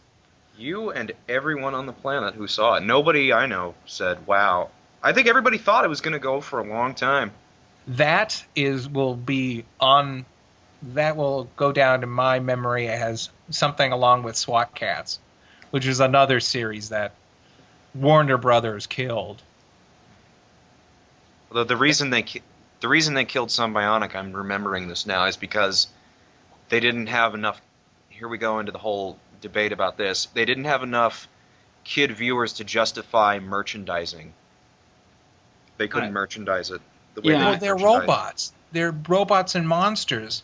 That's the whole thing that sold us Power Rangers. It didn't. Kids weren't like young. The people that were watching it were people like us, people in their 20s and 30s. It wasn't being watched enough by kids that were 9 or 10. Which begs the question: why couldn't people in their 20s and 30s buy toys? Because we buy toys. I would have bought a Symbiotic Titan robot. They know people buy toys. There's toy markets. If you go to a toy fair, you don't have 9-year-olds. 9-year-olds don't even have the if you explained the concept of a toy fair to me, I would have freaked out. But I didn't find out about a toy fair until I was I think the oldest was 17. But adults go to toy fairs, not kids. See, now I'm reminded of that Aquabat sketch where they have the toy robots. It's like, you super robot bird head, I will defeat you. And then they like back away from the kids playing with the robots, and it's like two 20-something-year-old guys. They're like, what? Yeah. But well, no, it's sort of the same thing that's going on with My Little Pony. And I have bought My Little Pony toys, but not for me. I bought them for my niece, and I've got 2 more nieces that are just about to become the age where they can actually play with toys. They're not infants, but they're littler. I don't want to give them anything that they can choke on, like the little brushes or anything. Right. The point is that Hasbro's got them. I'm going to support the show the way I can, and the way I can is to wing basically future viewers on it by giving them toys, by purchasing, support the show, purchase merchandise, and give it that way. Mm-hmm. For Symbiotic Titan, I don't know. Again, I don't know how you do that. They sure seem to be churning out the Ben 10 stuff. And even then, that's sort of market. How can you say that that's market towards kids when they try to? Again, I covered this in one episode of Cheap Damage, where I said they started pumping out the most juvenile stuff for Ben 10 when they were trying to make them older in the TV series. Yeah. Mm-hmm. Like you have Gwen in you've got Gwen strutting around in a bikini, but at the same time you're trying to sell the kids to 8-year-olds. Yeah, and it's same thing with like Doctor Who toys. Like I'll see the commercials for those on like BBC America. Oh, and it's like little kids aren't watching Doctor Who, right? Yeah, little kids won't have any concept of what's going on in Doctor Who anymore. Maybe like in the 60s and in the 50s, but even then, a lot of that concept was over their heads. I mean, in Britain, kids watch Doctor Who because it's a family show, but over here, it's aired at a later time on a network that doesn't specialize in children's programming. Exactly. Yeah, exactly. It comes on like right before the fades and being human, stuff for college students. Are these, not having seen them, are these commercials made in America or made in the United Kingdom? I believe they're made in America because the announcer's American, but Well, they can always get another dubber. And and the other thing is, the only place you can buy these in America in a store is in like a comic shop. So. There may be some kind of deal where the who owns it, BBC, would say like, hey, you can show this, we'll give you this how much money, but you need to advertise toys. Yeah, but again, you still have the problem of that kids won't buy this. Yeah. I mean, I have a sonic screwdriver, but my cousin is interested in the sonic screwdriver, but he's not interested in Doctor Who. Right. He couldn't care less about Doctor Who. Mm-hmm. He's all about the Aquabats now. It's funny. You produce these shows, and for example, Samurai Jack. Who is buying Samurai Jack toys? If that's your case, the shows make money off of merchandise. That's SpongeBob, but don't shows also make money off of just the advertisement? It's a complex market, and if I ever become a television executive, I'll try to write a book about it. I don't know. I don't trust television executives as far as I can throw them, but I don't trust anyone who works in television. Ironically, unless their name is Faust. Yeah. Are you guys big fans of the pony? I have friends who are bronies, and I watch it with them. I've seen enough episodes that I'm a fan of the production team. I'm a fan of people in it, and I got into the band Hey Ocean because of my brony friends, because I genuinely like that band. Right. But which is good for Ashley. Yeah, but I wouldn't. Yeah, I'd call myself a fan of the show, but I'm not like a brony by any stretch. Right. Well, for me, I haven't seen it because I thought this is again why I'm stupid and an idiot. I naturally assumed that because it was a little kid's show, it was not going to be good. But having watched your videos, I'm probably going to watch some episodes of My Little Pony. I would have to say start out with, if you want just a really good episode to start out with, go with, what's the episode? It's called Bridal Gossip. Okay. Bridal Gossip. That's the one I started with, and it's really good. And my other justification is having seen the 80s version, or having seen the commercials from the 1980s. That's sort of my point of reference. Again, yeah. And even then, those commercials didn't justify what I was saying in the video, or one of my retrospectives, is that even though it was all ponies, you still have some pretty kick-ass villains in the original series. Some sort of menacing monsters.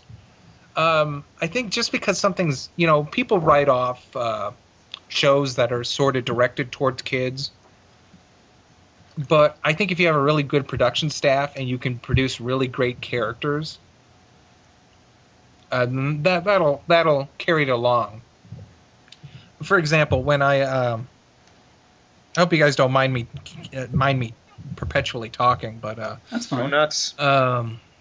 What was it? I reached a point in my life where I was watching both South Park and Arthur at the same time. Now, are you familiar with Arthur? Yes, I had one of those like $200 animatronic Arthur dolls I got for Christmas one year when I was a kid. And it was awesome, and I wish I still had it. Right. Well, basically, it's a good show. It was a good show because it produced an environment and characters that acted like real characters, and it put those characters in compelling situations, and they played off it. There was humor. Basically, even though that was a kids show, I was enjoying it. Right. So there was a point where I was hiding the fact that I was watching South Park from my parents, and I was hiding the fact that I was watching Arthur from my friends.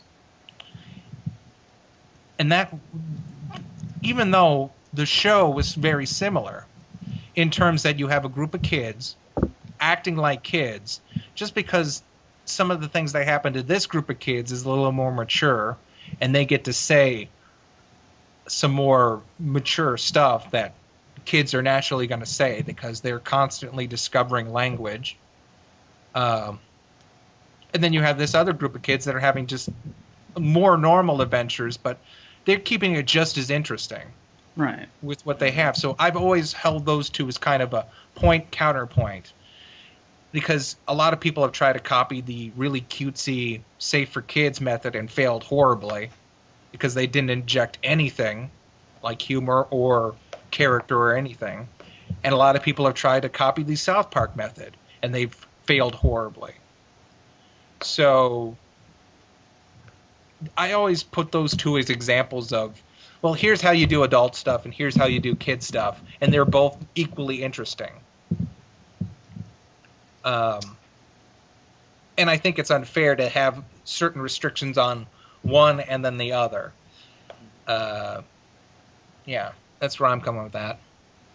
Right, and that makes a lot of sense to me, because like when I was a kid, my mom was sometimes strict about what I was able to watch and sometimes not. I wasn't allowed to see South Park until I was like in middle school, but she had no problem me staying up really late to watch like Space Ghost. And I would stay up till like 1 a.m. to watch Space Ghost, Coast to Coast, or the Coast to Coast, and some other Adult Swim shows. But I couldn't watch South Park, and I always kind of didn't understand it. But Adult Swim was pretty tame back then. Yeah, back. Well, see, back then I didn't understand it, but now I do. Yeah. I was like, Adult Swim now is a completely different animal. Yeah. So, yeah. Go ahead. No, I was gonna say, yeah, I understand how one could compare Arthur to South Park, because I watched Arthur until about 5th grade. I watched it in 5th grade, but I'm older than you, so Arthur definitely went. And oddly enough, Arthur and South Park kind of did go downhill at some point. I don't know. I still think South Park's going pretty strong considering its age. Arthur is actually doing really good too. They produce less episodes than they have, but I catch a couple sometimes, and they've done some real interesting stuff. They had Neil Gaiman on as a guest star. I one caught time. that was really cool. Yeah.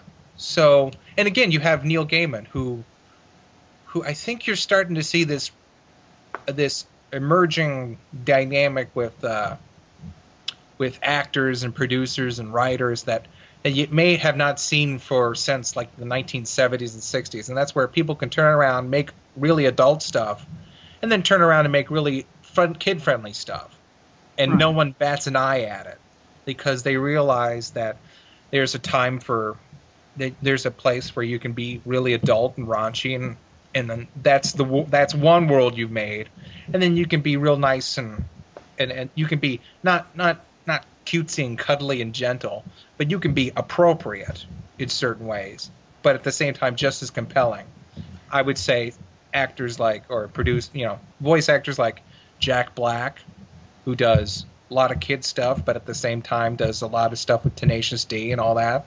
You have Patton Oswalt, who does voices across the board. Not even that. He does kid-friendly projects and he does very adult projects. And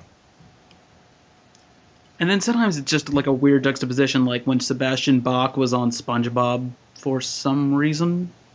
Who's Sebastian Bach again? Sebastian Bach was the lead singer of Skid Row. And what was he? He was in SpongeBob. He was like King Neptune's wayward son who was locked. Oh, who was okay, like imprisoned. I remember that. I didn't see that. But even then, you don't. It's not like they advertised, "Hey, it's that guy from Skid Row." Well, they said, Sebastian Bach, and then I think Victoria Beckham was also in the episode for some reason. I was just like, well, like you said, sometimes they chug along and they'll advertise a celebrity just for the hell of it. They had Johnny Depp at another time.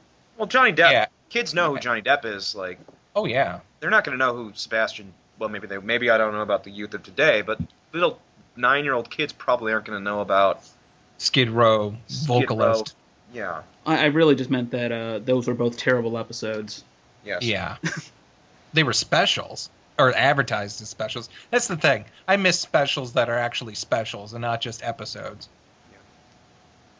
We can go on for years about how SpongeBob went down, but I think it's best we leave it at that. Yeah. I still don't understand how they had a musical episode with David Bowie and David Bowie didn't sing.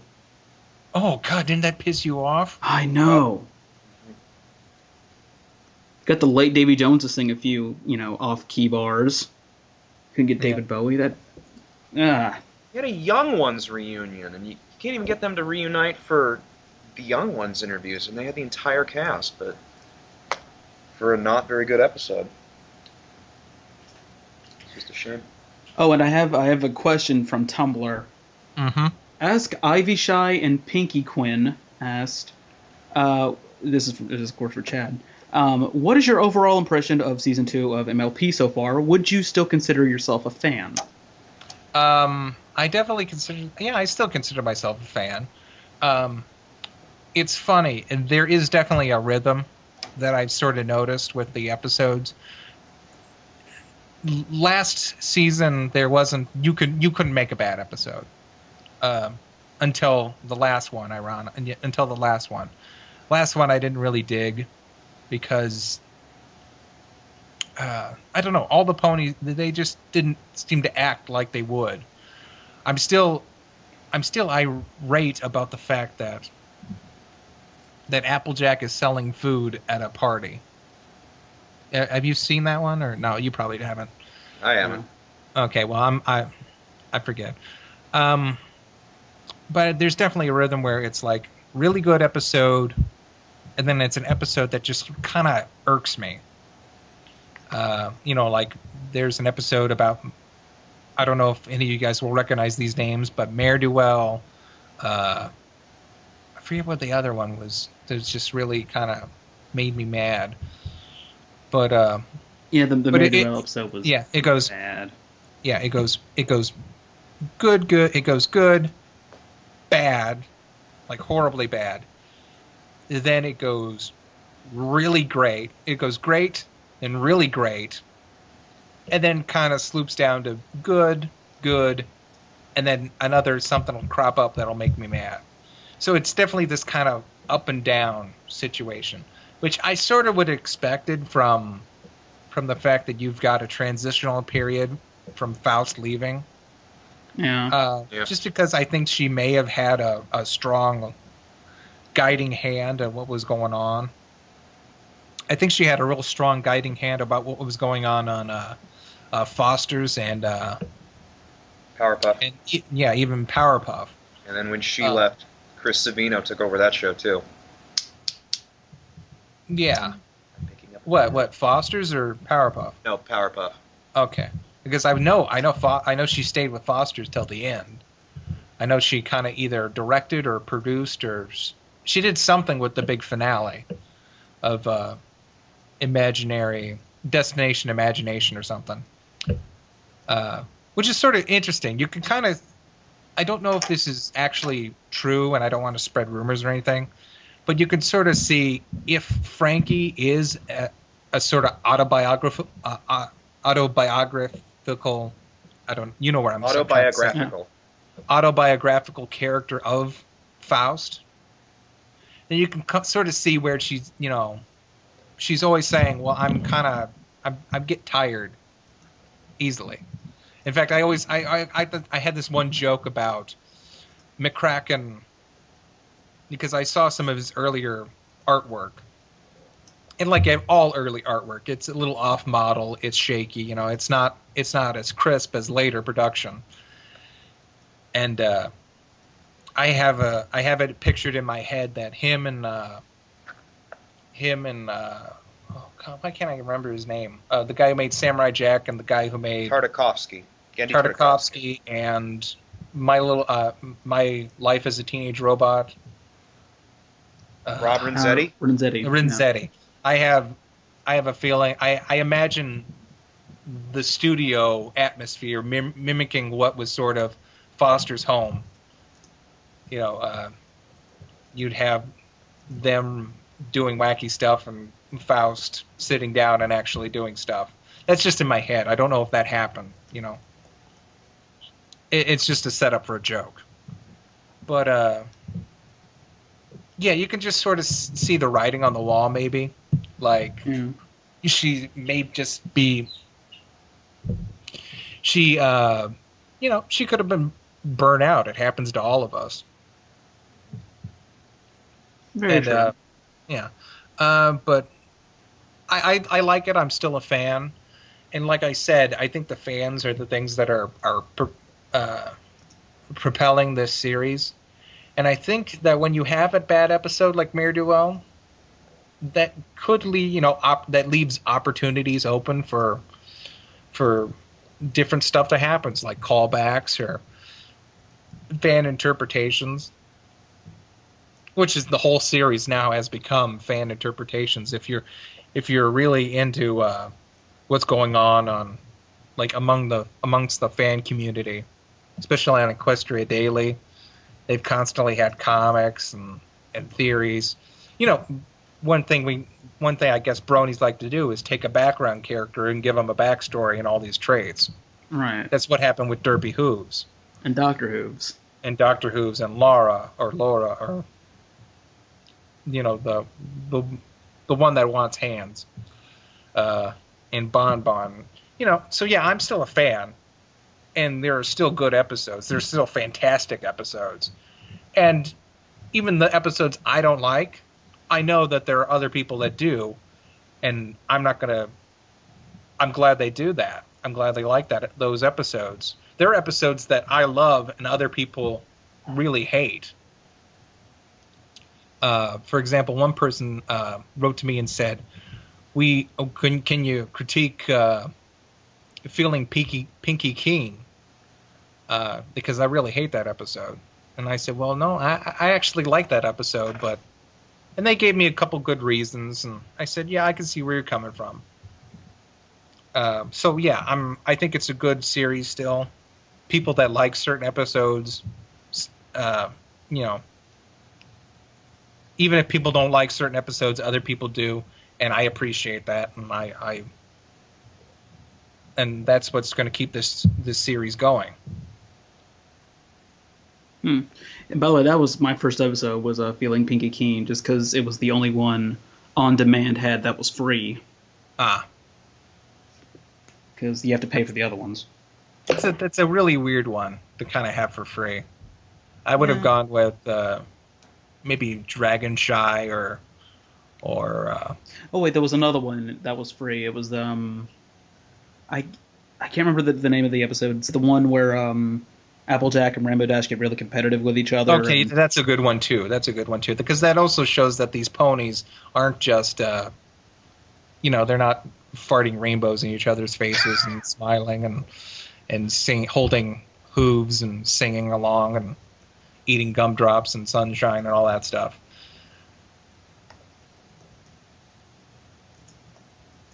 And we really kind of need to go back to Mystery Science Theater real quick. At least for a little bit. Before we end the episode. Can I pull it in? Like you said, with Mystery Science as well, there's some episodes that people just love to death, and there's some episodes that you just can't, like those episodes that people love. Like Toby said earlier, he hates Princess Space. Not hates, I can't get through it. He's indifferent. What episode do you hate? How about let's put it that way? Yeah. If you don't mind me asking. I can't think of an episode that I hate. I can think of one I hate that most people like. What is it? Magic Voyage of Sinbad. Oh, yeah, I could sort of see that. Yeah, that's not my. I'm not crazy about that one. What was There's one I don't like, and describe it. I'll know it if you describe it. Well, gosh, I can't even. Maybe it's not. Maybe hate or dislike. Maybe it's just because it didn't leave any impression on me. And at the time, I was thinking these guys could hit 1,000, and it just left me feeling nothing. It was, oh God, what was it? It was a videotape I got. It was...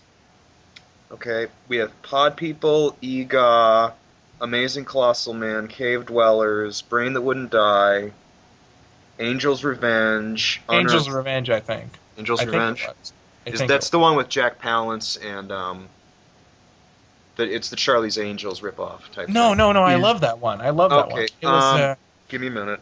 Red Zone Cuba, Skydivers. Maybe, no, Mitchell.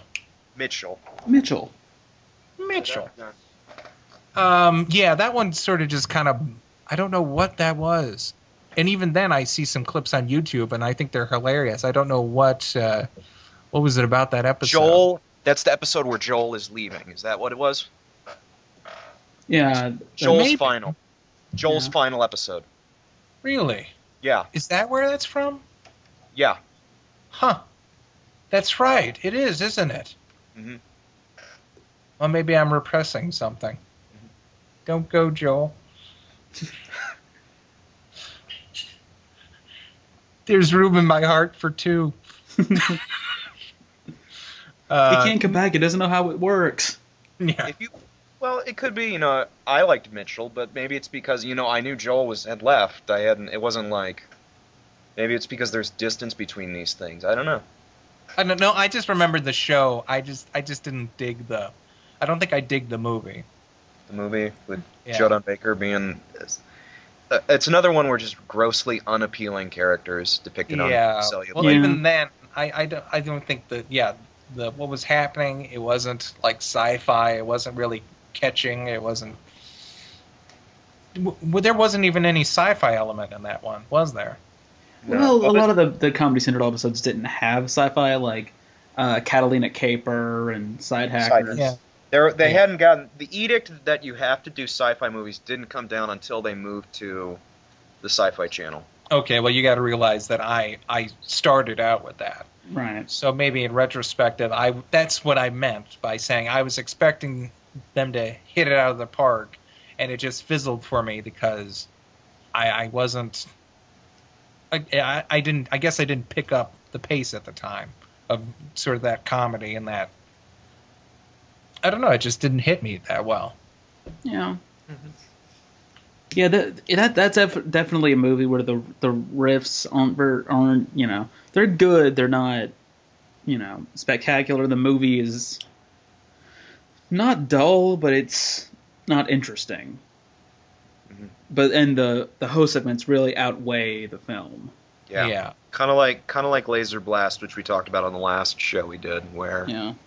Not that Laser Blast wasn't funny, but where the segments really put it over the edge as opposed to the movie, which you kind of want it to be the movie rather than the segments. Yeah. Although I think the exception to that big story episode rule where it all sort of works is Diabolic, which I love the riffing of the movie. The movie is actually pretty entertaining on its own, and the host segments are great. Yeah. Well, that's the Italian Batman. Yes. Yep. Basically, I have a planned episode for Diabolic, because they had a cartoon series. It was by Saban, I think. They brought it over, and they had a video game too, which I think was one of those Tom Clancy video game. I think it was a clone of Rainbow Six or something. Makes sense. Yeah, but so and of course interesting character, really. And that was a good cap for that. Were the comics translated into English? I've read a couple that were translated. I don't know if everyone was, but there were a few. Them. I've never found them. Like we talked about on the last show, and I found a few online. I haven't found print copies yet, but I'm gonna keep looking because if I can find one that's not very good, I would love to send it to Linkara, just because he will have to play clips from the episode. Right. Diabolic has it. The movie Diabolic and the comic have its insane diehard fans here in the U.S. Yeah. And a lot of people thought it shouldn't have been riffed on the show, and I'm like, yeah. I you know what? I think here's the concept I take towards the whole riffing or insult reviewing that it happens at that guy. I consider it more of a roast. sometimes, more than I think it's out of a place of spite. I think the Angry Video Game Nerd started the whole thing where you have to be really angry and really, really angry towards what you're reviewing. Yeah. And then that got copied and transmuted to everything else. And even Doug himself, he'll admit afterwards, he said, you know what, it's not that I hated the show, it's just that I saw these great jokes.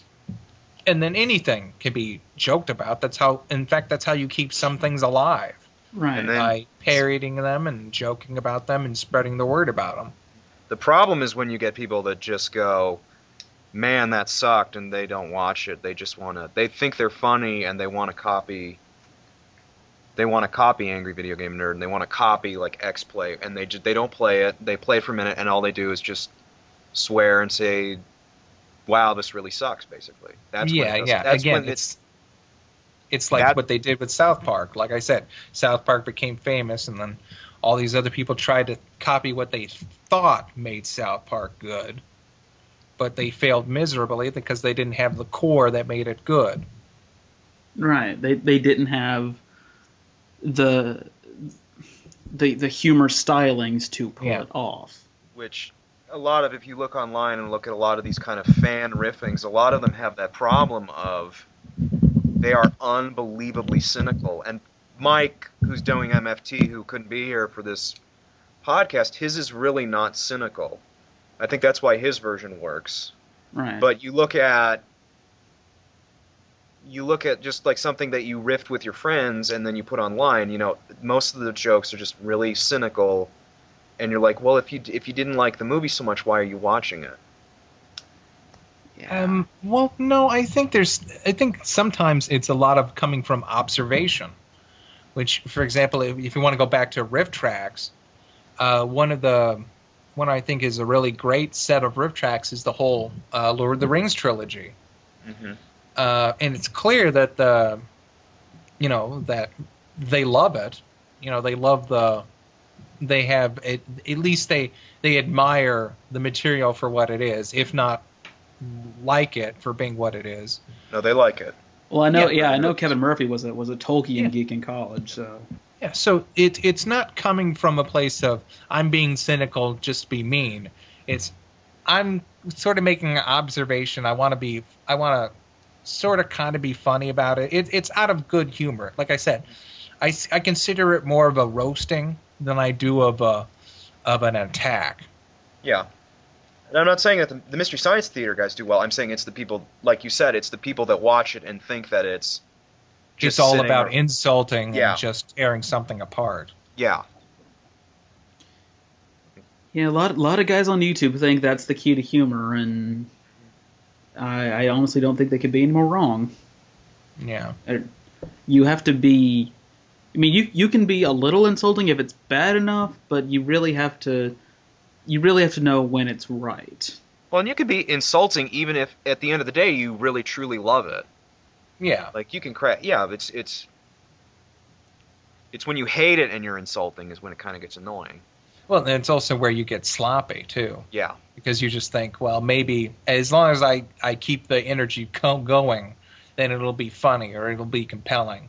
Right. And at some point, it's just you're hitting you're banging your shoe against the podium, and you're not making any sense, and you're kind of putting people off.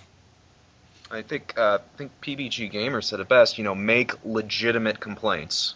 Right. Legitimate reasons why it's not good. Yeah, or even better, just observations. Mm-hmm. Exactly. For example, like we just had the discussion of Star Wars earlier. You say, well, how the hell could what's his face survive? And I said, well, a lightsaber cauterizes every wound it makes. So yeah, I guess, you know, if they got to him fast enough, then he could live. It's not saying, well, that's stupid and everything that came after the pre-trilogy is stupid. It said, yeah, well, you know, there are ideas you can look at and stuff. All right, really quick, because we don't have that much time left on the show. This is probably going to be the longest episode we've actually ever done, so hooray! being a fan of this podcast, I can tell you this is the longest. All right, this is still officially the longest. Go ahead. All right. So, Chad, before we go, I want to ask a couple questions in rapid succession. Favorite episodes of Mystery Science Theater? The top 5. I have to say. Because we're doing top 5 at some point. Go ahead. Okay. Oh gosh. What was it? What's the one with the shark and the octopus? Devilfish 901. Devilfish. 9/11. Okay, Devilfish. That's got to be one. The Thing That Couldn't Die. Okay. Let's see what else. Does the movie count? No, Yeah. just your favorite episodes. Oh. Okay. Because I love the movie, but let's see. Another. Oh, Merlin's Magical Shop of whatever. Merlin's Mystical Shop of Wonders. Yeah. Wonders. What else? You mentioned one of them on the video. Cave People, Cave Dwellers. Cave Dwellers. Okay, I got one more. Gosh, let's see. I got one more. There's just so many. Oh, I really like the Screaming Skull. Screaming Skull. Okay. Does that include the Gumby short at the beginning? Absolutely. Okay. So yeah, the Screaming Skull. And you don't have to give a list for this, but I would like to know your favorite riff tracks ones. Because, I buy all the shorts up like crazy. Yeah, short, right? Because sometimes, if I have a friend that has a riff tracks and I have the movie, then I'll that's what we'll get. I don't go out and buy any of the Twilight movies and get the riff tracks for that. But I do have the Transformers 2, which is one of my favorites. That's a feature length that I could say that I have. I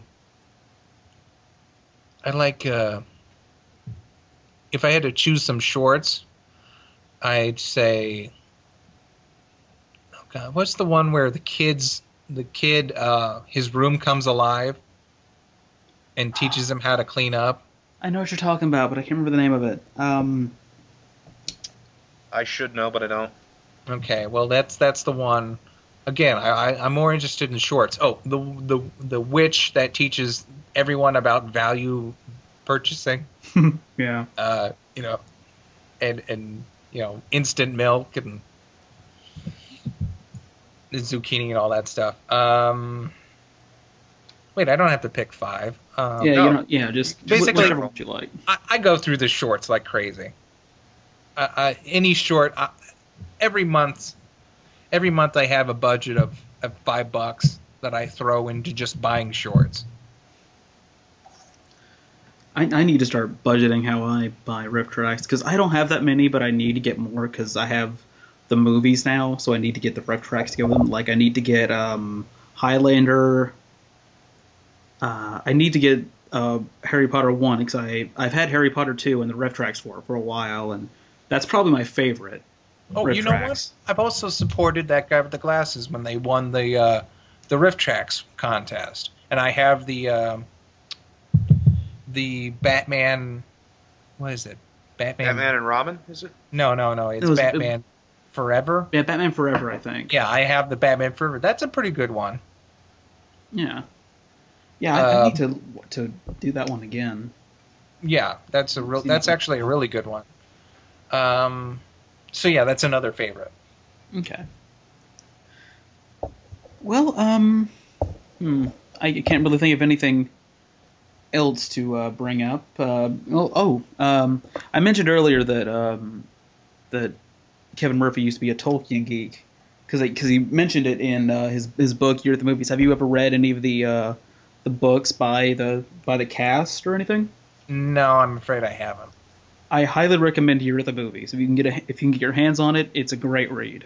You can get it for about $1 on eBay. Yeah. Really? That sounds really insulting. Well, that just means people have bought so many copies that it's easy to find. Okay. Yeah, I was gonna say that could mean that. That's why I bought Highlander on VHS at a Goodwill. Are you sure? Are you sure? I like Highlander, so yes, I'm calling that a compliment.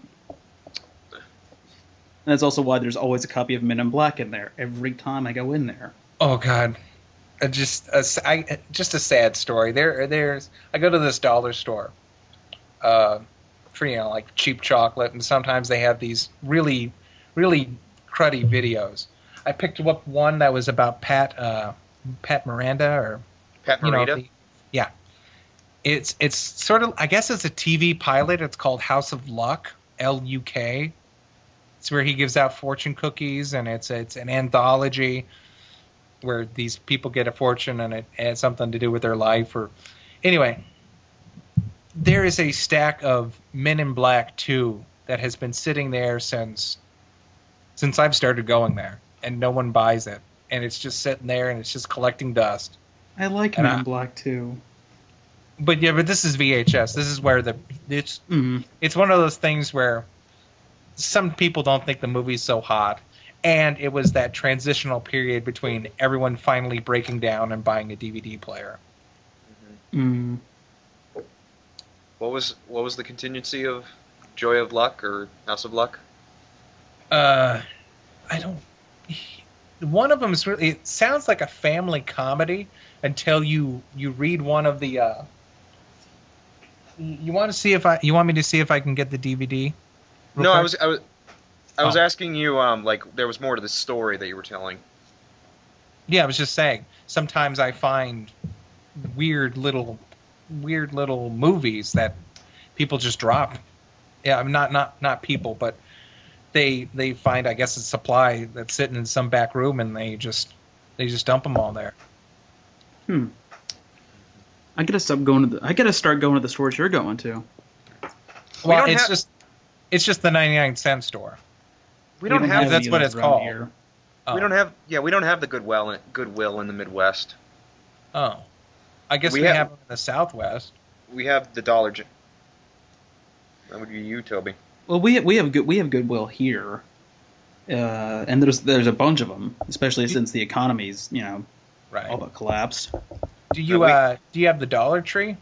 We have the Dollar General in the Midwest, and I think we do have the Dollar Tree. Yeah, we have the Dollar Tree and the Dollar General. They're two different kinds of stores. Well, Dollar Tree is actually a dollar store. I think the Dollar General is. It's like everything's rounded to the dollar amount. Right. Yeah. Because I buy all my trading. Not all of them, but I buy a bunch of trading cards at the Dollar Tree. I picked up a ton of the old DC and Marvel Versus system. Nice. Trading cards on there. They have just a ton of them.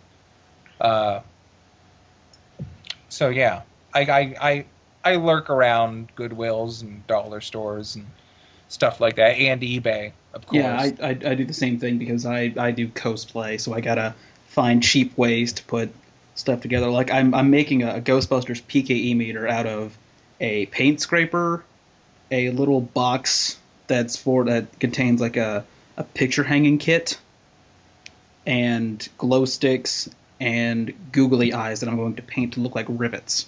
Oh, cool. So. All right, well that is a 2 hour long episode. Yeah. Yay. Well, Chad, you were such an interesting guest. We had to go for 2 hours. Oh, thank you. It was very fun to have you. I'd really like to have you on here again. Oh, no problem. All right. So this has been the MSTieCast. For Mike Hagan, who is not here, I am Toby Mobius. I'm Joshua M. I'm Chad Rocco. Or CR. Whichever. I came in on a totally face plant, and I exit on a face plant. Na na na na na na. Oh wait. Na na na na na. Funny how we all knew to do that. Anyway. All right. So thank you for listening to the MSTieCast. Play us out, Neil.